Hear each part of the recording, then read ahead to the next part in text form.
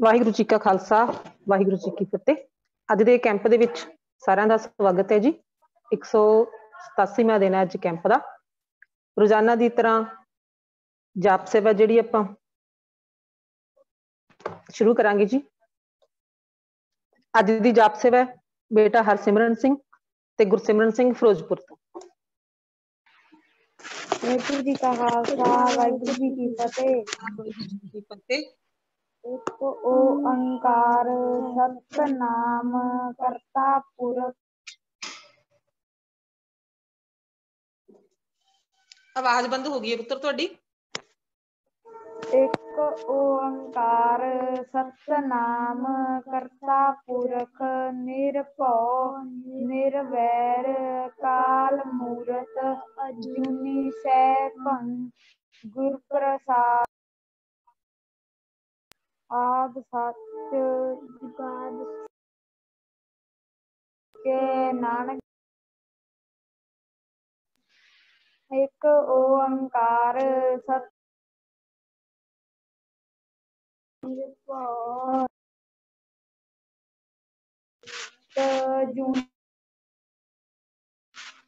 साध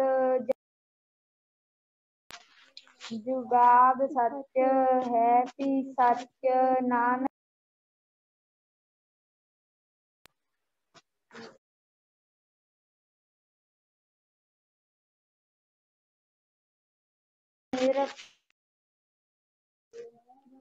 काल मूरत अजूनी सैभं गुर प्रसाद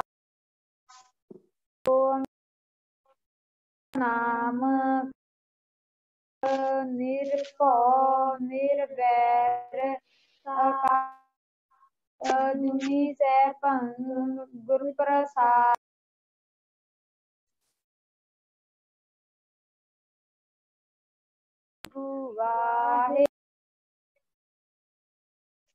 वाहिगुरू जी का खालसा वाहिगुरू जी की फतेह।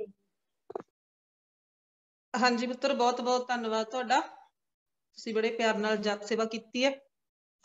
अगे कीर्तन की सेवा बेटी रमनजोत कौर EPP नंबर 11757 महल कलां जोन तो। बेटे हैंड रेज करो अपना।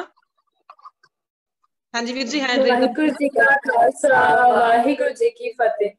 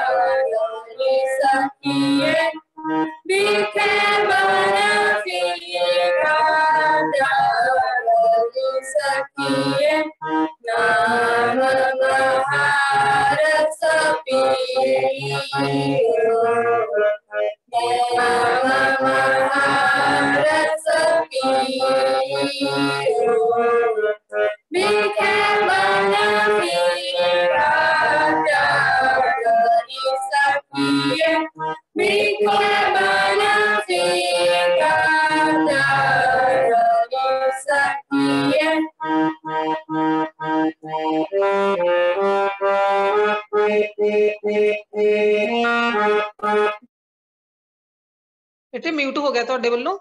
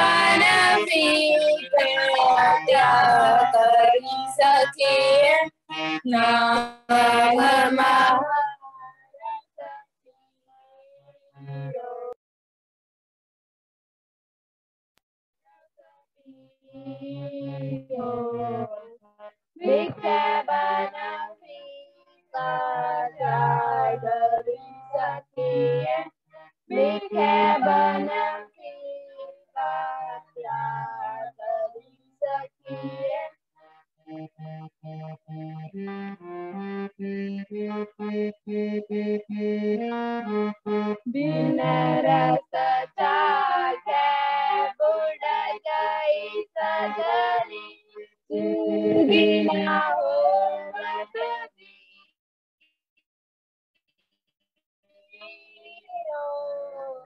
बिखे बन फीका त्याग करी सकिए बिखे बन फीका त्याग करी सकिए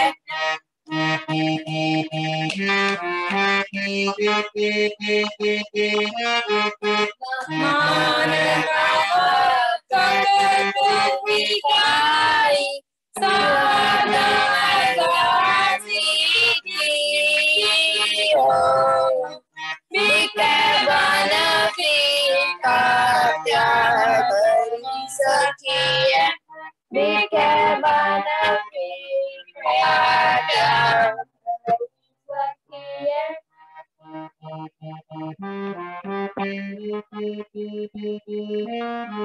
नानक से कर सोवा वंदे जीते अपने कियो बिखे बन फीका त्याग करी सकिए बिखे बन फीका त्याग करी सकिए नाम महारस पियो नाम महारस पियो बिखे बन फीका सकिए बिखे बन फीका बिखे बन फीका बिखे बन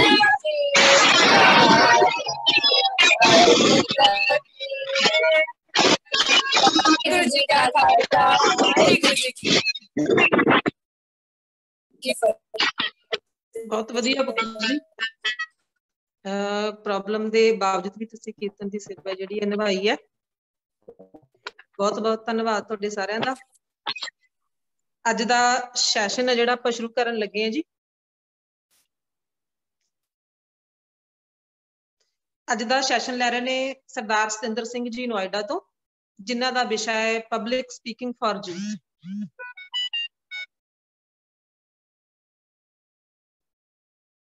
ਵੀਰ ਜੀ ਵਾਹਿਗੁਰੂ ਜੀ ਕਾ ਖਾਲਸਾ ਵਾਹਿਗੁਰੂ ਜੀ ਕੀ ਫਤਿਹ ਵਾਹਿਗੁਰੂ ਜੀ ਕਾ ਖਾਲਸਾ ਵਾਹਿਗੁਰੂ ਜੀ ਕੀ ਫਤਿਹ ਵਾਹਿਗੁਰੂ ਬਹੁਤ ਬਹੁਤ ਆਵਾਜ਼ ਕਲੀਅਰ ਹੈ ਮੇਰੀ ਹਾਂਜੀ ਵੀਰ ਜੀ ਕਲੀਅਰ ਹੈ ਐਜੂਕੇਟ ਪੰਜਾਬ ਪ੍ਰੋਜੈਕਟ ਦੀ ਪੂਰੀ ਟੀਮ ਵੱਲੋਂ ਤੁਹਾਡਾ ਸਵਾਗਤ ਹੈ ਜੀ ਕੈਂਪ ਦੇ ਵਿੱਚ ਥੈਂਕ ਯੂ ਜੀ ਵਾਹਿਗੁਰੂ ਜੀ ਕਾ ਖਾਲਸਾ ਵਾਹਿਗੁਰੂ ਜੀ ਕੀ ਫਤਿਹ ਵਾਹਿਗੁਰੂ ਜੀ ਕਾ ਖਾਲਸਾ ਵਾਹਿਗੁਰੂ ਜੀ ਕੀ ਫਤਿਹ ਤੇ ਸਟਾਰਟ ਕਰੀਏ ਅੱਜ ਦਾ ਸੈਸ਼ਨ ਫਿਰ ਠੀਕ ਹੈ ਜੀ ਮੈਂ ਆਪਣੀ ਸਕਰੀਨ ਸ਼ੇਅਰ ਕਰਨਾ ਵਾ ਪਹਿਲਾਂ ਮੈਨੂੰ ਦੱਸਿਓ ਜੋ ਅਗਰ ਸਕਰੀਨ ਜਦੋਂ ਦਿਖਦੀ ਹੈ ਤੇ ਕੀ ਦਿਖ ਰਹੀ ਹੈ ਜੀ ਹਾਂਜੀ ਤੇ ਅੱਜ ਦਾ ਸੈਸ਼ਨ ਅਸੀਂ ਕਰਾਂਗੇ ਪਬਲਿਕ ਸਪੀਕਿੰਗ ਦੇ ਬਾਰੇ ਇਹ ਮੇਰਾ ਦੂਸਰਾ ਸੈਸ਼ਨ ਹੈ ਬੱਚਿਆਂ ਦੇ ਨਾਲ ਔਰ ਪਿਛਲਾ ਸੈਸ਼ਨ ਮੈਨੂੰ ਯਾਦ ਹੈ ਜੋ ਕੀਤਾ ਸੀ ਅਸੀਂ ਉਹ ਬਹੁਤ ਅੱਛਾ ਸੀ ਬੱਚਿਆਂ ਦੀ ਸਟੱਡੀ ਦੇ ਬਾਰੇ ਕਿਸ ਤਰ੍ਹਾਂ ਸਟੱਡੀ ਕੀਤੀ ਜਾਏ ਤੇ ਪਬਲਿਕ ਸਪੀਕਿੰਗ ਦੇ ਵਿੱਚ ਅੱਜ ਅਸੀਂ ਬੱਚਿਆਂ ਨਾਲ ਗੱਲ ਕਰਾਂਗੇ ਹੋਰ ਪਬਲਿਕ ਸਪੀਕਿੰਗ ਇੱਕ ਐਸਾ ਟੌਪਿਕ ਹੈ ਕਿ ਜਿਹੜਾ ਅਕਸਰ ਅਸੀਂ ਸੁਣਦੇ ਹਾਂ ਤੇ ਚਾਹੇ ਅਸੀਂ ਛੋਟੇ ਬੱਚੇ ਛੋਟੀ ਉਮਰ ਦੇ ਬੱਚੇ ਨੇ ਚਾਹੇ ਕਾਲਜ ਦੇ ਬੱਚੇ ਨੇ ਚਾਹੇ ਅਸੀਂ ਕੰਪਨੀਆਂ ਦੇ ਵਿੱਚ ਜਦੋਂ ਜੌਬ ਕਰਦੇ ਹਾਂ ਜਾਂ ਕਿਸੇ ਵੀ ਖੇਤਰ 'ਚ ਹੀ ਹੈਗੇ ਆ ਨਾ ਪਬਲਿਕ ਸਪੀਕਿੰਗ ਇੱਕ ਬੜੀ ਬੇਸਿਕ ਜਿਹੀ ਚੀਜ਼ ਹੈ ਜਿਹੜੀ ਸਾਨੂੰ ਸਾਰਿਆਂ ਨੂੰ ਪਤਾ ਹੋਣੀ ਚਾਹੀਦੀ ਹੈ ਤੇ ਅੱਜ ਅਸੀਂ ਇਹਦੇ ਅਲੱਗ-ਅਲੱਗ ਇਹਨੂੰ ਅਲੱਗ-ਅਲੱਗ ਪੱਖੋਂ ਦੀ ਵਿਚਾਰਾਂਗੇ ਕਿ ਇਹਦੇ ਵਿੱਚ ਕਿਹੜੀਆਂ-ਕਿਹੜੀਆਂ ਚੀਜ਼ਾਂ ਨੇ ਕਿਹੜੀਆਂ ਚੀਜ਼ਾਂ ਦਾ ਲੋਕਾਂ 'ਚ ਡਰ ਹੁੰਦਾ ਹੈ ਉਹ ਡਰ ਕਿੱਦਾਂ ਦੂਰ ਕਰਨਾ ਹੈ ਤੇ ਕਿਹੜੀਆਂ ਚੀਜ਼ਾਂ ਦਾ ਧਿਆਨ ਰੱਖਿਆ ਜਾਏ ਜਦੋਂ ਵੀ ਅਸੀਂ ਪਬਲਿਕ ਸਪੀਕਿੰਗ 'ਚ ਜਾਈਏ ਸਭ ਤੋਂ ਪਹਿਲਾਂ ਜਿਹੜਾ ਵਿਚਾਰ ਆਉਂਦਾ ਹੈ ਉਹ ਹੈ ਕਿ ਪਬਲਿਕ ਸਪੀਕਿੰਗ ਹੁੰਦਾ ਕੀ ਹੈ ਪਬਲਿਕ ਸਪੀਕਿੰਗ ਅਗਰ ਅਸੀਂ ਬਿਲਕੁਲ ਬੇਸਿਕ ਵਿਚਾਰ ਦੇ ਨਾਲ ਦੇਖੀਏ ਤੇ public speaking is a process ਇਹ ਇੱਕ ਐਸਾ ਪ੍ਰੋਸੈਸ ਹੈ ਜਿਹਦੇ ਵਿੱਚ ਅਸੀਂ ਆਪਣੇ ਵਿਚਾਰਾਂ ਨੂੰ ਦੂਸਰਿਆਂ ਤੱਕ ਪਹੁੰਚਾਉਂਦੇ ਹਾਂ ਆਪਣੇ ਵਿਚਾਰਾਂ ਨੂੰ ਜਦੋਂ ਅਸੀਂ ਦੂਸਰਿਆਂ ਨੂੰ ਐਡਰੈਸ ਕਰ ਰਹੇ ਹੁੰਦੇ ਹਾਂ ਤੇ ਉਸ ਟਾਈਮ ਤੇ ਅਸੀਂ ਇਹਨੂੰ ਇੱਕ ਆਰਟ ਵੀ ਕਿਹਾ ਜਾਂਦਾ ਹੈ ਕਿਉਂਕਿ ਹਰ ਕਿਸੇ ਦੇ ਵਿੱਚ ਕਈ ਵਾਰ ਇਹ ਕਲਾ ਨਹੀਂ ਹੁੰਦੀ, ਇਤਨਾ ਕਈ ਵਾਰ ਨਹੀਂ ਉਹ ਜਜ਼ਬਾ ਬਣਾ ਪਾਉਂਦੇ ਕਿ ਉਹ ਆਪਣੇ ਵੱਡੀ ਸੰਗਤ ਦੇ ਵਿੱਚ ਜਾਂ ਫਿਰ ਵੱਡੇ ਇਕੱਠ ਦੇ ਵਿੱਚ ਜਾ ਕੇ ਆਪਣੀ ਗੱਲ ਨੂੰ ਪੇਸ਼ ਕਰ ਸਕਣ। ਤੇ ਸਭ ਤੋਂ ਪਹਿਲਾਂ ਤਾਂ ਇਹ ਸਮਝਦੇ ਹਾਂ ਕਿ ਪਬਲਿਕ ਸਪੀਕਿੰਗ ਹੁੰਦਾ ਕੀ ਹੈ। ਪਬਲਿਕ ਸਪੀਕਿੰਗ ਇੱਕ ਤਰੀਕੇ ਦੀ ਆਰਟ ਹੈ, ਇੱਕ ਐਸਾ ਤਰੀਕਾ ਹੈ ਜਿਹਦੇ ਨਾਲ ਅਸੀਂ ਆਪਣੇ ਵਿਚਾਰਾਂ ਨੂੰ ਦੂਜਿਆਂ ਦੇ ਸਾਹਮਣੇ ਰੱਖ ਸਕਦੇ ਹਾਂ। ਐਗਜ਼ਾਮਪਲ ਹੈ, ਜਿਸ ਤਰ੍ਹਾਂ ਮੰਨ ਲਓ ਬੱਚਿਆਂ ਦੇ ਵਾਸਤੇ ਅਗਰ ਅਸੀਂ ਗੱਲ ਕਰੀਏ, ਸਕੂਲ ਦੇ ਵਿੱਚ ਕੋਈ ਪ੍ਰੈਜੈਂਟੇਸ਼ਨ ਦੇਣ ਨੂੰ ਅਗਰ ਟੀਚਰ ਕਵੇ ਕਿ ਜੀ ਤੁਸੀਂ ਹੁਣ 20 ਜਾਂ 30 ਜਾਂ 50 ਬੱਚਿਆਂ ਦੇ ਅੱਗੇ ਕੋਈ ਆਪਣੀ ਗੱਲ ਪੇਸ਼ ਕਰਨੀ ਹੈ, ਜਾਂ ਕੋਈ ਐਨੂਅਲ ਪ੍ਰੋਗਰਾਮ ਆ ਗਿਆ ਹੈ, ਕੋਈ ਐਨੂਅਲ ਫੈਸਟੀਵਲ ਆ ਗਿਆ ਹੈ, ਉਹਦੇ ਵਿੱਚ ਕਰਨੀ ਹੈ। ਉਹੀ ਚੀਜ਼ ਕਾਲਜਿਸ ਦੇ ਵਿੱਚ ਵੀ ਹੋਏਗੀ। ਜਦੋਂ ਇਹ ਬੱਚੇ ਅੱਗੇ ਜਾਣਗੇ, ਇਹਨਾਂ ਨੇ ਆਪਣੇ ਵਿਚਾਰਾਂ ਨੂੰ ਉੱਥੇ ਵੀ ਪੇਸ਼ ਕਰਨਾ ਹੈ। ਕੋਈ ਫਾਰਮਲ ਰਿਪਰੈਜ਼ੈਂਟੇਸ਼ਨ ਹੋ ਸਕਦੀ ਹੈ। ਸਪੈਸ਼ਲੀ ਮੈਂ ਦੇਖ ਰਿਹਾ ਇੱਥੇ ਕਾਫੀ ਬੱਚੇ ਪੰਜਾਬ ਦੇ ਵੱਖ-ਵੱਖ ਪਿੰਡਾਂ ਤੋਂ ਹੁੰਦੇ ਨੇ। ਫਰਜ਼ ਕਰੋ ਕਿ ਸਾਡੇ ਘਰ ਦੇ ਸਾਹਮਣੇ ਦੀ ਸੜਕ ਖਰਾਬ ਹੋ ਗਈ ਹੈ ਜਾਂ ਪਾਣੀ ਨਹੀਂ ਆ ਰਿਹਾ, ਤੇ ਫਿਰ ਅਸੀਂ ਮਿਊਨਿਸਪੈਲਿਟੀ ਵਾਲਿਆਂ ਕੋਲ ਜਾਂਦੇ ਹਾਂ, ਉੱਥੇ ਆਪਣਾ ਪੱਖ ਰੱਖਦੇ ਹਾਂ ਕਿ ਵੀ ਇਹ ਸਾਡੀ ਸਮੱਸਿਆ ਹੈਗੀ ਹੈ ਨਾ। ਤੇ ਇਸ ਕਰਕੇ ਇਹਦੇ ਬੜੇ ਸਾਰੇ ਐਗਜ਼ਾਮਪਲ ਨੇ। ਇਸੇ ਤਰ੍ਹਾਂ ਹੀ ਜਿਹੜੇ ਪੰਚਾਇਤ ਹੁੰਦੀਆਂ ਸਾਡੇ ਪਿੰਡਾਂ ਦੇ ਵਿੱਚ, ਜਿਹੜੀਆਂ ਪੰਚਾਇਤ ਹੁੰਦੀ ਹੈ, ਜਿੱਥੇ ਆਪਣੀ ਸਮੱਸਿਆ ਨੂੰ ਜਾਂ ਆਪਣੇ ਕਿਸੇ ਵੀ ਪੱਖ ਨੂੰ ਅਸੀਂ ਪੇਸ਼ ਕਰਦੇ ਹਾਂ ਵੱਡੇ ਇਕੱਠ ਦੇ ਅੱਗੇ, ਜਾਂ ਫਿਰ ਆਫਿਸ ਦੇ ਵਿੱਚ ਜਦੋਂ ਬੱਚੇ ਜੌਬ ਕਰਨਗੇ, ਈਵਨ ਜਿਹੜੇ ਇੱਥੇ ਟੀਚਰਸ ਮੌਜੂਦ ਹੈਗੇ ਨੇ, ਉਹ ਵੀ ਜਦੋਂ ਆਪਣੇ ਆਫਿਸ 'ਚ ਕੋਈ ਰਿਪਰੈਜ਼ੈਂਟੇਸ਼ਨ ਕਰਦੇ ਨੇ। ਇਹ ਸਾਰੇ ਐਗਜ਼ਾਮਪਲਸ ਹੋ ਗਏ ਪਬਲਿਕ ਸਪੀਕਿੰਗ ਦੇ। ਲੇਕਿਨ ਜ਼ਿਆਦਾਤਰ ਦੇਖਣ 'ਚ ਇਹ ਆਉਂਦਾ ਹੈ ਕਿ ਅਗਰ ਕਿਸੇ ਵੀ ਤੁਸੀਂ ਕੋਈ ਕਲਾਸ, ਅਗਰ ਤੁਸੀਂ 40 ਬੱਚਿਆਂ ਦੀ ਕਲਾਸ ਲੈ ਰਹੇ ਹੋ ਨਾ, ਔਰ ਕਿਸੇ ਨੂੰ ਬੱਚੇ ਨੂੰ ਅਗਰ ਕਹਿ ਦੋ ਕਿ ਵੀ ਖੜੇ ਹੋ ਕੇ ਤੂੰ ਇਹ ਗੱਲ ਅੱਗੇ ਪੇਸ਼ ਕਰਨੀ ਹੈ, ਤੇ ਸਾਰੇ ਡਰਦੇ ਨੇ। ਬੱਚਿਆਂ ਨੂੰ ਇੱਕ ਡਰ ਲੱਗਦਾ ਹੈ ਕਿ ਮੈਂ ਖਰੇ ਗਲਤ ਨਾ ਬੋਲ ਜਾਵਾਂ, ਜਾਂ ਮੈਂ ਜੋ ਹੈ ਕੋਈ ਐਸੀ ਗੱਲ ਬੋਲ ਜਾਵਾਂ ਜਿਹੜੀ ਕਿ ਮੇਰੇ ਵਾਸਤੇ ਮੇਰਾ ਨੈਗੇਟਿਵ ਇੰਪ੍ਰੈਸ਼ਨ ਲੋਕਾਂ ਦੇ ਅੱਗੇ ਦੇਗੀ, ਜਾਂ ਮੈਨੂੰ ਲੋਕੀ ਬੁਲੀ ਕਰਨਗੇ, ਮੇਰਾ ਮਜ਼ਾਕ ਉਡਾਉਣਗੇ ਕਿ ਮੈਂ ਇਹ ਗੱਲ ਕਿਸ ਤਰ੍ਹਾਂ ਦੀ ਬੋਲੀ ਹੈ। ਤੇ ਇਸ ਕਰਕੇ ਇਹ ਜਿਹੜੀ ਚੀਜ਼ ਸਮਝਣ ਦੀ ਬੜੀ ਇੱਥੇ ਲੋੜ ਹੈ ਕਿ ਇਹ ਜਿਹੜਾ ਪਬਲਿਕ ਸਪੀਕਿੰਗ ਦਾ ਡਰ ਹੈ ਨਾ, ਰਿਸਰਚਸ ਦਾ ਇਹ ਮੰਨਣਾ ਹੈ ਕਿ ਕਰੀਬ 75% ਲੋਕ ਐਸੇ ਨੇ ਜਿਨ੍ਹਾਂ ਨੂੰ ਤੁਸੀਂ ਅਗਰ ਕਿਸੇ ਵੇਲੇ ਵੀ ਇਹ ਗੱਲ ਕਹਿ ਦੋਗੇ ਕਿ ਬਈ ਪਬਲਿਕ ਸਪੀਕਿੰਗ ਤੁਸੀਂ ਕੋਈ ਗੱਲ ਵੱਡੇ ਇਕੱਠ 'ਚ ਬੋਲਣੀ ਹੈ, ਤੇ ਉਹ ਡਰ ਜਾਣਗੇ। ਤੇ ਇਹ ਕੋਈ ਬਹੁਤ ਵੱਡਾ ਡਰ ਨਹੀਂ ਹੈਗਾ, ਇਹ ਬੜਾ ਆਮ ਜਿਹਾ ਇੱਕ ਸਾਡੇ ਮਨ ਦੇ ਵਿੱਚ ਭਾਵ ਹੁੰਦਾ ਕਿ ਵੀ ਅਸੀਂ ਕਿਸ ਤਰ੍ਹਾਂ ਆਪਣੀ ਗੱਲ ਨੂੰ ਅੱਗੇ ਪੇਸ਼ ਕਰਾਂਗੇ ਤੇ ਸੁਣਨ ਵਾਲਾ ਕੀ ਕਹੇਗਾ ਸਾਡੇ ਬਾਰੇ। ਮੈਂ ਇਹ ਕਹਾਂਗਾ ਕਿ ਤੁਸੀਂ ਇਸ ਡਰ ਨੂੰ ਨਾ ਬੜੇ ਈਜ਼ੀਲੀ ਆਪਣੇ ਅੰਦਰੋਂ ਕੱਢ ਸਕਦੇ ਹੋ। ਜਿਸ ਤਰ੍ਹਾਂ ਹੁਣ ਬੱਚੇ ਨਵਾਂ ਸਾਈਕਲ ਚਲਾਉਣਾ ਸਿੱਖਦੇ ਨੇ, ਜਦੋਂ ਐਸਾ ਤੇ ਹੈ ਨਹੀਂ ਕਿ ਜਿਹੜਾ ਬੱਚਾ ਆਪਣੀ ਲਾਈਫ 'ਚ ਪਹਿਲੀ ਵਾਰ ਸਾਈਕਲ ਫੜਦਾ ਹੈ ਤੇ ਉਹ ਫਟਾਫਟ ਦੌੜਦਾ ਜਾਂਦਾ ਹੈ, ਉਹ ਫਟਾਫਟ ਸਾਈਕਲ ਦੀ ਕਾਠੀ ਤੇ ਬਹਿ ਕੇ ਤੇ ਉਹ ਸਾਰੇ ਚੱਕਰ ਲਾ ਰਿਹਾ, ਸਾਰੇ ਸ਼ਹਿਰ ਦਾ, ਸਾਰੇ ਪਿੰਡ ਦਾ, ਸਾਰੇ ਪਾਰਕ ਦਾ। ਐਦਾਂ ਨਹੀਂ ਹੁੰਦਾ, ਹੈ ਨਾ। ਮੈਨੂੰ ਵੀ ਯਾਦ ਹੈ ਜਦੋਂ ਮੈਂ ਛੋਟੇ ਹੁੰਦਿਆਂ ਸਾਈਕਲ ਸਿੱਖੀ ਹੈ, ਤੇ ਉਹ ਪਹਿਲਾਂ ਉਹ ਕੈਂਚੀ ਸਾਈਕਲ ਚਲਾਉਂਦੇ ਹੁੰਦੇ ਸੀ, ਹੈ ਨਾ। ਉਹ ਹੈਂਡਲ ਫੜ ਕੇ ਤੇ ਸਾਈਡ ਦੇ ਵਿੱਚ ਪੈਰ ਕੱਢ ਕੇ ਕਿ ਬਈ ਜੇ ਡਿੱਗ ਜਾਵਾਂਗਾ ਤੇ ਮੈਂ ਪੈਰ ਆਪਣਾ ਰੱਖ ਲਵਾਂਗਾ। ਇਸੇ ਤਰੀਕੇ ਨਾਲ ਨਾ ਪਬਲਿਕ ਸਪੀਕਿੰਗ ਵੀ ਇੱਕ ਕਲਾ ਹੈ, ਇੱਕ ਤਰ੍ਹਾਂ ਦੀ ਸਕਿੱਲ ਹੈ। ਅਸੀਂ ਇਹਨੂੰ ਪ੍ਰੈਕਟਿਸ ਦੇ ਨਾਲ ਜੀ, ਤੇ ਜਿੰਨਾ ਜ਼ਿਆਦਾ ਅਸੀਂ ਇਸ ਚੀਜ਼ ਨੂੰ ਪ੍ਰੈਕਟਿਸ ਕਰਾਂਗੇ, ਬੜੇ ਸਾਰੇ ਤਰੀਕੇ ਦੱਸੇ ਜਾਂਦੇ ਨੇ ਸਾਨੂੰ ਕਿ ਬਈ ਤੁਸੀਂ ਆਪਣਾ ਇਹ ਡਰ, ਆਪਣਾ ਭਾਵ ਹੈ ਕਿੱਦਾਂ ਕੱਢਣਾ ਹੈ ਨਾ।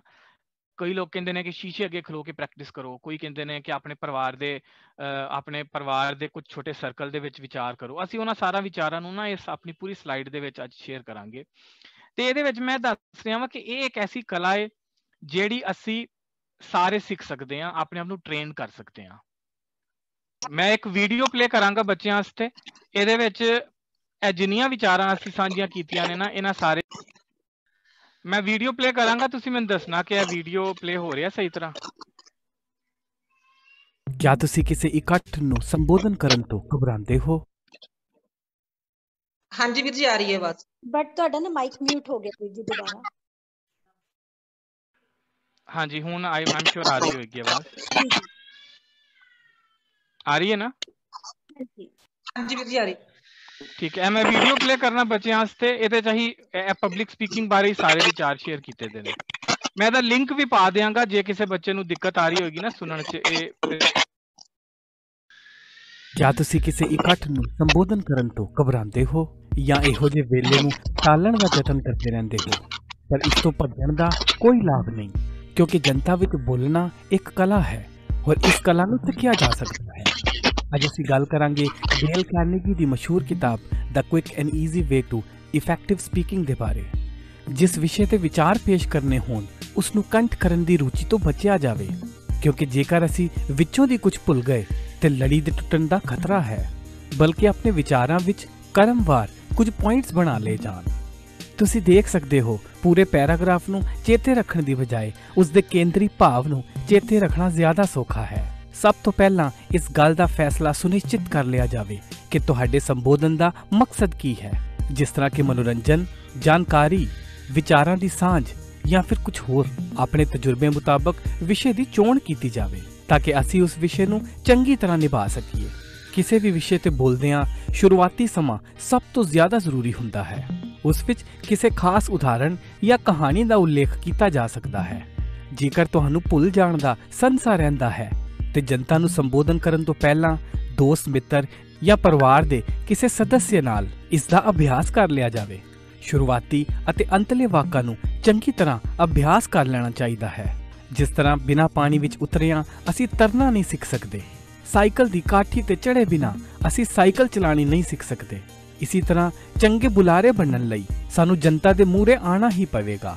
ਸਾਨੂੰ ਆਪਣੇ ਰੋਜ਼ਮਰਰਾ ਦੇ ਜੀਵਨ ਵਿੱਚ ਜਿੱਥੇ ਵੀ ਮੌਕਾ ਮਿਲੇ ਉੱਥੇ ਅੱਗੇ ਵੱਧ ਕੇ ਸਾਨੂੰ ਹਿੱਸਾ ਲੈਣਾ ਚਾਹੀਦਾ ਹੈ।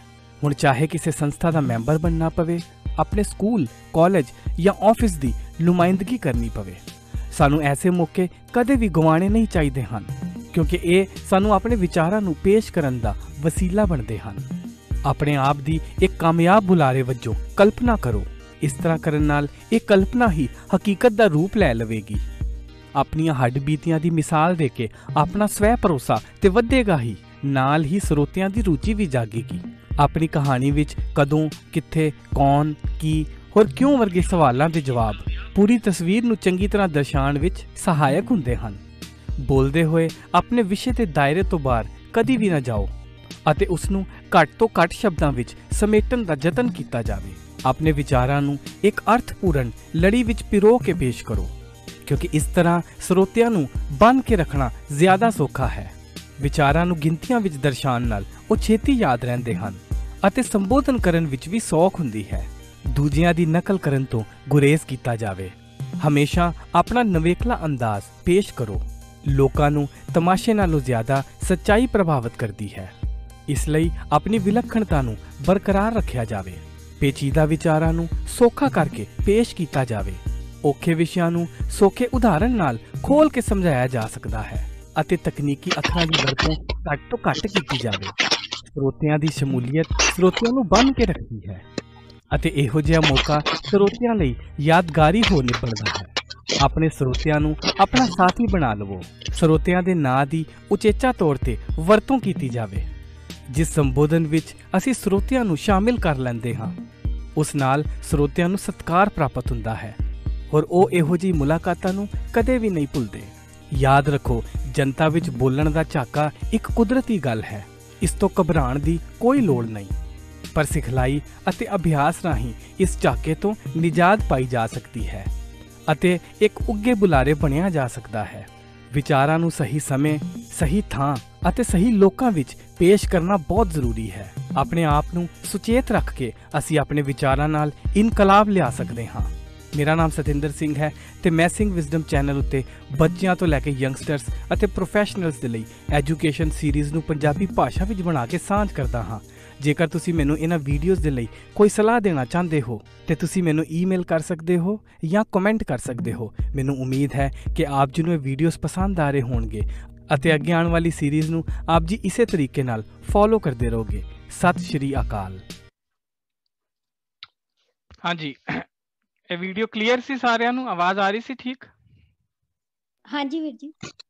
ਹਾਂਜੀ, ਚਲੋ ਹੁਣ ਅੱਗੇ ਚੱਲਦੇ ਹਾਂ। ਅਸੀਂ ਇਸੇ ਦੇ ਵਿੱਚ ਇਸੇ ਸਾਰੇ ਟੌਪਿਕ ਨੂੰ ਜਿਹੜਾ ਇੱਥੇ ਡਿਸਕਸ ਕੀਤਾ ਹੈ ਨਾ, ਹੁਣ ਇੱਕ ਇੱਕ ਕਰਕੇ ਅਸੀਂ ਇਹਨੂੰ ਵਿਚਾਰਦੇ ਹਾਂ। ਸਭ ਤੋਂ ਪਹਿਲਾਂ ਅਸੀਂ ਇਹਦੇ 'ਚ ਗੱਲ ਕੀਤੀ ਹੈ ਕਿ ਕੋਈ ਵੀ ਜਦੋਂ ਵਿਸ਼ਾ ਸਾਨੂੰ ਦਿੱਤਾ ਜਾਂਦਾ ਹੈ, ਚਾਹੇ ਉਹ ਅਸੀਂ ਬਹੁਤ ਵੱਡੇ ਇਕੱਠ ਅੱਗੇ ਬੋਲਣਾ ਹੈ ਜਾਂ ਛੋਟੀ ਰਿਪਰੈਜ਼ੈਂਟੇਸ਼ਨ ਕਰਨੀ ਹੈ, ਅਕਸਰ ਕੀ ਹੁੰਦਾ ਹੈ ਕਿ ਅਸੀਂ ਉਹ ਵਿਸ਼ੇ ਦੀ ਜਿਹੜੀਆਂ ਅਸੀਂ ਨਾ ਰੱਟਾ ਮਾਰਨ ਦੀ ਕੋਸ਼ਿਸ਼ ਕਰਦੇ ਹਾਂ ਕਿ ਬਈ ਜੋ ਸਾਨੂੰ ਦੱਸਿਆ ਜਾ ਰਿਹਾ ਹੈ ਇਹਨੂੰ ਫਟਾਫਟ ਰੱਟ ਲੈਂਦੇ ਹਾਂ।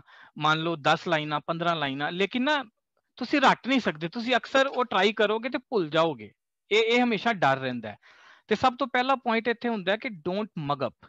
ਸਾਰਾ ਟੌਪਿਕ ਨਾ ਯਾਦ ਕਰੋ, ਬਲਕਿ ਕੁਝ ਇੰਪੋਰਟੈਂਟ ਪੁਆਇੰਟਸ ਬਣਾ ਲਓ। ਹੁਣ ਜਿਸ ਤਰ੍ਹਾਂ ਤੁਸੀਂ ਇਹ ਸਕਰੀਨ ਦੇ ਉੱਤੇ ਦੋ ਇੱਥੇ ਦੇਖ ਰਹੇ ਹੋ ਯੈਲੋ ਕਲਰ ਦੇ, ਇਹਦੇ 'ਚ ਹੈਗਾ ਡਿਟੇਲਸ ਆਫ ਟੌਪਿਕ ਤੇ ਦੂਸਰਾ ਹੈਗਾ ਇੰਪੋਰਟੈਂਟ ਪੁਆਇੰਟਸ। ਹੁਣ ਤੁਸੀਂ ਦੇਖੋ ਕਿ ਇਹ ਡਿਟੇਲ ਪੜਨ ਚ ਸਾਨੂੰ ਕਿੰਨਾ ਔਖਾ ਲੱਗ ਰਿਹਾ ਹੈ। ਇੱਥੇ 5-6 ਲਾਈਨਾਂ ਹੈਗੀਆਂ ਨੇ, ਲੇਕਿਨ ਇੰਪੋਰਟੈਂਟ ਪੁਆਇੰਟਸ ਜਿਵੇਂ सर आवाज बंद होगी जी। ਹਾਂਜੀ ਹੁਣ ਆ ਰਹੀ ਹੈ। हाँ जी आ रही जी। ਹਾਂ ਤੇ ਇਸ ਕਰਕੇ ਜਿਹੜੇ ਛੋਟੇ ਪੁਆਇੰਟਸ ਜਦੋਂ ਅਸੀਂ ਬਣਾ ਲੈਂਦੇ ਆ ਨਾ ਤੇ ਫਿਰ ਉਹ ਟੌਪਿਕ ਦੇ ਯਾਦ ਰਹਿ, ਠੀਕ ਹੈ ਨਾ। ਤੇ ਪਹਿਲਾ ਪੁਆਇੰਟ ਇਹ ਹੀ ਹੈ ਕਿ ਅਸੀਂ ਜੋ ਹੈ ਟੌਪਿਕਸ ਦੇ ਹਮੇਸ਼ਾ ਮੇਨ ਪੁਆਇੰਟਸ ਨੂੰ ਯਾਦ ਕਰੀਏ, ਸਾਰਾ ਡਿਟੇਲ ਯਾਦ ਕਰਨ ਦੀ ਕੋਸ਼ਿਸ਼ ਨਾ ਕਰੀਏ। ਅਗਲੀ ਜ਼ਰੂਰੀ ਚੀਜ਼ ਹੈਗੀ ਹੈ ਉਹ ਵੇ ਕਿ ਸਾਡਾ ਪਰਪਸ ਕੀ ਹੈ। ਅਸੀਂ ਕੋਈ ਪੋਲੀਟੀਕਲ ਸਟੇਜ ਦੇ ਉੱਤੇ ਬੋਲਣਾ ਹੈ ਜਾਂ ਕਿਸੇ ਆਫਿਸ ਦੇ ਵਿੱਚ ਜਾ ਕੇ ਬੋਲਣਾ ਹੈ ਨਾ, ਸਾਨੂੰ ਪਰਪਸ ਪਤਾ ਹੋਣਾ ਚਾਹੀਦਾ ਹੈ। ਮੈਂ ਬੱਚਿਆਂ ਵਾਸਤੇ ਇਹ ਸਾਰੇ ਪੁਆਇੰਟਸ ਲਿਖੇ ਨੇ ਤਾਂ ਕਿ ਉਹ ਹੈਡਲਾਈਨ ਵਾਲਾ ਜਿਹੜਾ ਪੁਆਇੰਟ ਹੈ ਨਾ ਇਹਨੂੰ ਨੋਟ ਕਰ ਲੈਣ। ਇਹ ਇੰਪੋਰਟੈਂਟ ਚੀਜ਼ਾਂ ਨੇ। ਇਸ ਕਰਕੇ ਸਾਨੂੰ ਪਰਪਸ ਪਤਾ ਹੋਣਾ ਚਾਹੀਦਾ ਕਿ ਅਸੀਂ ਇਹ ਜਿਹੜਾ ਇਹ ਪਬਲਿਕ ਸਪੀਕਿੰਗ ਜਾਂ ਜੋ ਵੀ ਜਿੱਥੇ ਵੀ ਅਸੀਂ ਪਾਰਟਿਸਿਪੇਟ ਕਰ ਰਹੇ ਹਾਂ ਉਹਦਾ ਪਰਪਸ ਕੀ ਹੈ। ਤੀਸਰਾ ਹੈ ਤੁਹਾਡੀ ਵੌਇਸ ਕਿੱਦਾਂ ਦੀ ਹੈ, ਤੁਹਾਡੀ ਵੌਇਸ ਮੋਡੂਲੇਸ਼ਨ, ਮਤਲਬ ਕਿ ਤੁਸੀਂ ਬੋਲਦੇ ਕਿੱਦਾਂ ਹੋ, ਹੈ ਨਾ। ਉੱਚਾ ਬੋਲਣਾ ਹੈ, ਨੀਵਾਂ ਬੋਲਣਾ ਹੈ, ਗੁੱਸੇ ਵਾਲੀ ਆਵਾਜ਼ ਬੋਲਣਾ ਹੈ ਜਾਂ ਕੌਨਫੀਡੈਂਟਲੀ ਬੋਲਣਾ ਹੈ ਨਾ।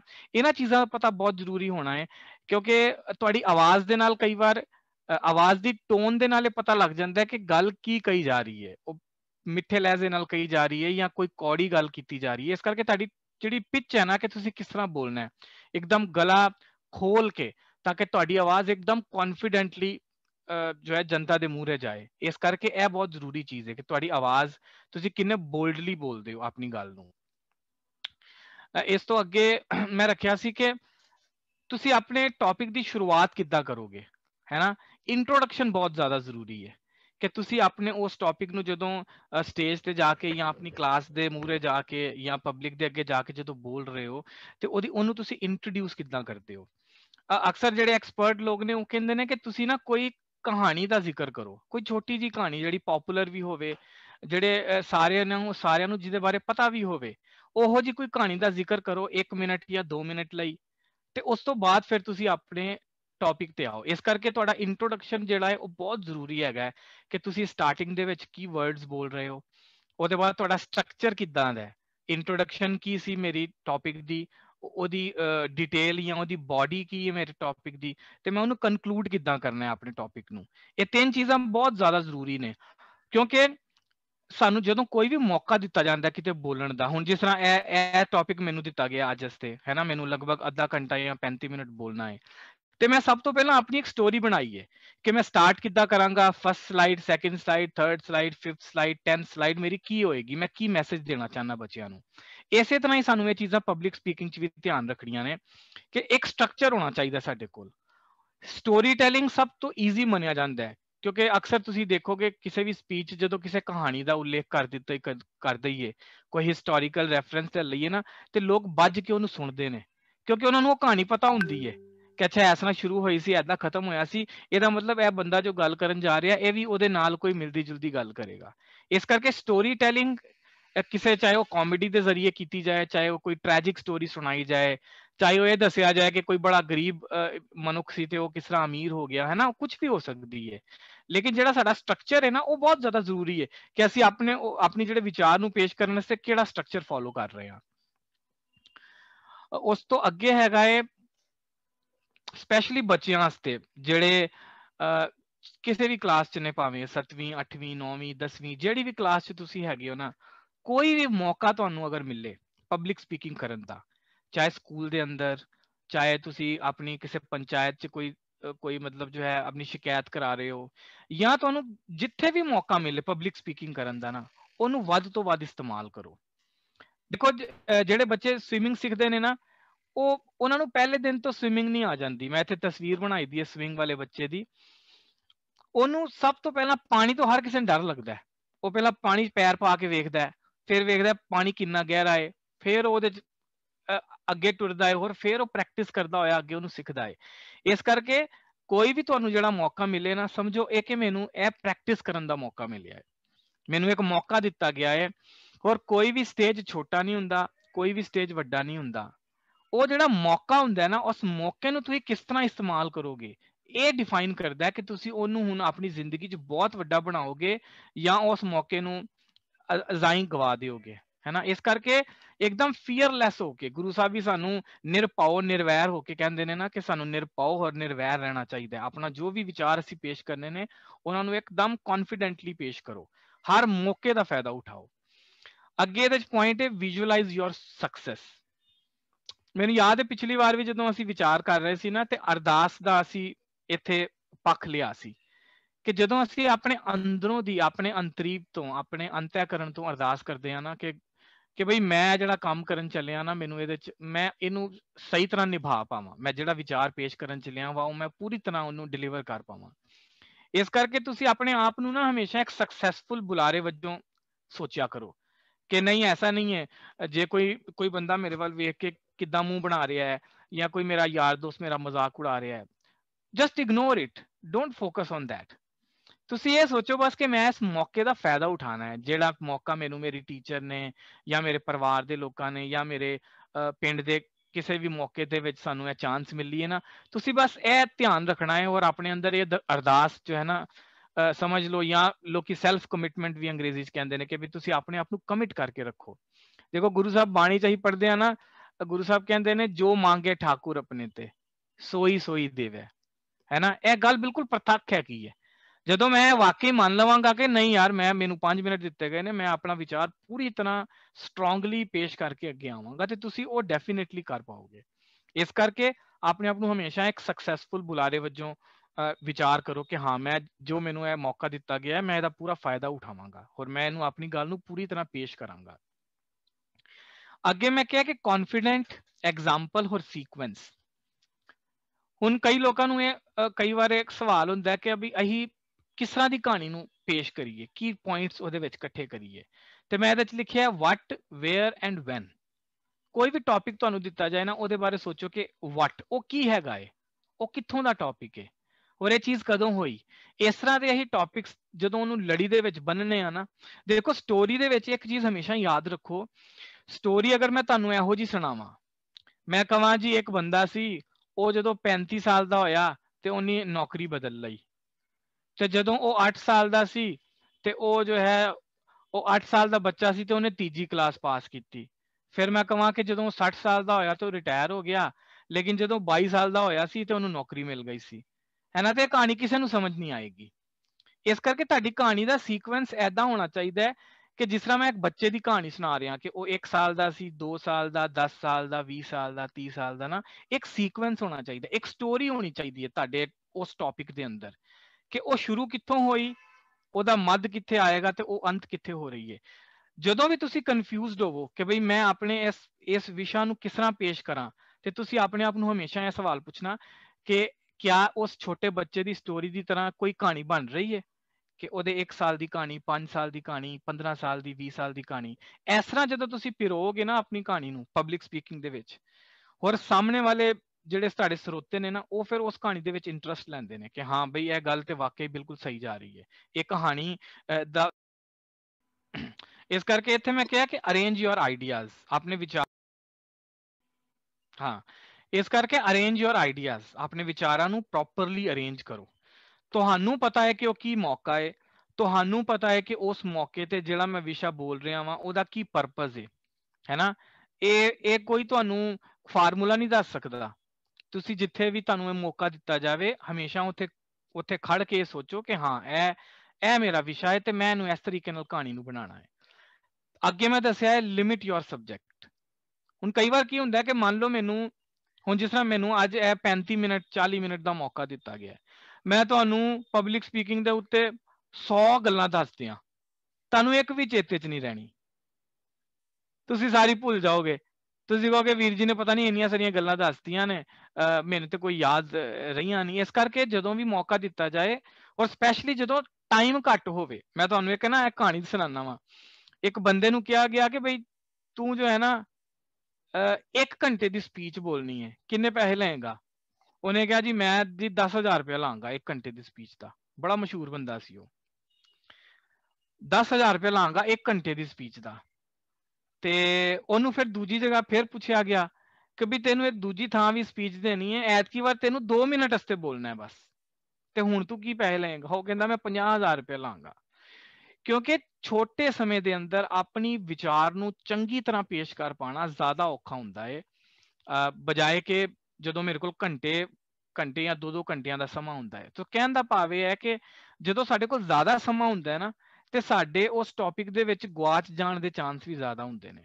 ਕਿਸੇ ਨੂੰ ਕੁਝ ਪੱਲੇ ਨਹੀਂ ਪੈਣਾ, ਕਿਸੇ ਨੂੰ ਕੁਝ ਯਾਦ ਨਹੀਂ ਰਹਿਣਾ ਕਿ ਮੈਂ ਕਿਹੜਾ ਟੌਪਿਕ ਚੁੱਕਿਆ ਸੀ, ਕੀ ਮੈਂ ਦੱਸਿਆ ਹੈ ਤੇ ਕਿੱਥੇ ਮੈਂ ਖਤਮ ਕੀਤਾ। ਇਸ ਕਰਕੇ ਹਮੇਸ਼ਾ cover your important points, always try to cover the most important thing in your topic. ਜੋ ਟੌਪਿਕ ਤੁਹਾਨੂੰ ਦਿੱਤਾ ਗਿਆ ਹੈ ਉਹਦਾ ਇੰਪੋਰਟੈਂਟ ਐਸਪੈਕਟ ਕੀ ਹੈ, ਤੁਸੀਂ ਉਸ ਨੂੰ ਹਮੇਸ਼ਾ ਯਾਦ ਰੱਖੋ ਔਰ ਉਹਨੂੰ ਡਿਲੀਵਰ ਕਰੋ।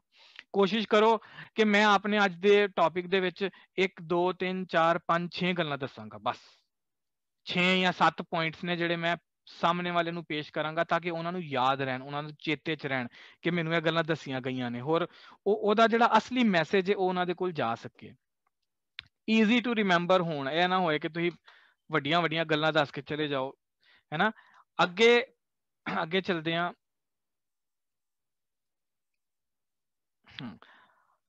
Audience is your partner. ਹੁਣ ਜਿਸ ਤਰ੍ਹਾਂ ਇਸ ਜ਼ੂਮ ਕਾਲ ਦੇ ਵਿੱਚ ਕੀ ਹੋ ਰਿਹਾ ਕਿ ਤੁਸੀਂ ਸਾਰੇ ਸਿਰਫ ਸਰੋਤੇ ਹੋ, ਤੁਸੀਂ ਸਾਰੇ ਮੇਰੀ ਗੱਲ ਸੁਣ ਰਹੇ ਹੋ, ਲੇਕਿਨ ਜੇਕਰ ਮੈਂ ਇਹੋ ਟੌਪਿਕ ਕਿਸੇ ਆਡੀਟੋਰੀਅਮ ਦੇ ਵਿੱਚ ਦੇ ਰਿਹਾ ਹੋਵਾਂ ਜਾਂ ਕਿਸੇ ਵੱਡੇ ਹਾਲ ਦੇ ਵਿੱਚ ਦੇ ਰਿਹਾ ਹੋਵਾਂ ਅਗਰ ਇਹੀ ਸਪੀਚ, ਤੇ ਮੈਂ ਸਾਰਿਆਂ ਨੂੰ ਇਨਵੋਲਵ ਕਰਾਂਗਾ। ਮੈਂ ਉਹਨਾਂ ਦਾ ਨਾਂ ਪੁੱਛਾਂਗਾ, ਮੈਂ ਤੁਹਾਡਾ ਨਾਂ ਪੁੱਛਾਂਗਾ, ਫਿਰ ਤੁਹਾਡਾ ਨਾਂ ਮੈਂ ਬੋਲਾਂਗਾ ਔਰ ਤੁਹਾਨੂੰ ਤੁਹਾਡੇ ਨਾਂ ਮਨਦੀਪ ਤੁਸੀਂ ਖੜੇ ਹੋ ਕੇ ਦੱਸੋ ਇਹਦੇ ਬਾਰੇ, ਜਾਂ ਕੁਲਵਿੰਦਰ ਜੀ ਤੁਸੀਂ ਮੈਨੂੰ ਇਸ ਟੌਪਿਕ ਦੇ ਬਾਰੇ ਦੱਸੋ, ਹੈ ਨਾ। ਇਸ ਕਰਕੇ ਹਮੇਸ਼ਾ ਇਹੋ ਜਿਹਾ ਜਦੋਂ ਕੋਈ ਸੈਸ਼ਨ ਲੈਣਾ ਹੋਏ ਨਾ ਤੇ ਸਾਰਿਆਂ ਨੂੰ ਐਂਗੇਜ ਕਰੋ ਆਪਣੇ ਵਿਚਾਰਾਂ ਦੇ ਵਿੱਚ, ਆਪਣੀ ਉਸ ਗੱਲ ਦੇ ਵਿੱਚ। ਉਹ ਡਿਪੈਂਡ ਕਰਦਾ ਹੈ ਕਿ ਜੇ ਤੁਸੀਂ ਸਟੇਜ ਤੇ ਖੜੇ ਹੋ ਤੇ ਤੁਸੀਂ ਨਹੀਂ ਵਿਚਾਰ ਕਰ ਸਕਦੇ ਹੋ ਆਪਣੀ ਆਡੀਅנס ਨਾਲ, ਉਹ ਇੱਕ ਅਲੱਗ ਵਿਸ਼ਾ ਹੈ।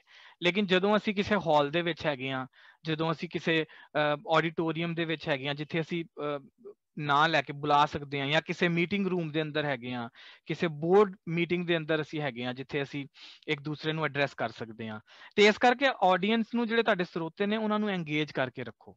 ਇਹ ਨਾ ਹੋਏ ਕਿ ਉਹ ਵਾਸੀਆਂ ਲੈਂਦੇ ਹੋਣ ਪਿੱਛੇ ਕੁਰਸੀ ਤੇ ਬਹਿ ਕੇ ਤੇ ਉਹਨਾਂ ਨੂੰ ਕੋਈ ਪੱਲੇ ਵੀ ਨਾ ਪੈ ਰਿਹਾ ਹੋਵੇ ਨਾ। ਆਸਕ ਕੁਐਸਚਨਸ, ਉਹਨਾਂ ਨੂੰ ਸਵਾਲ ਪੁੱਛੋ, ਉਹਨਾਂ ਦੇ ਸਵਾਲਾਂ ਦੇ ਜਵਾਬ ਦਿਓ।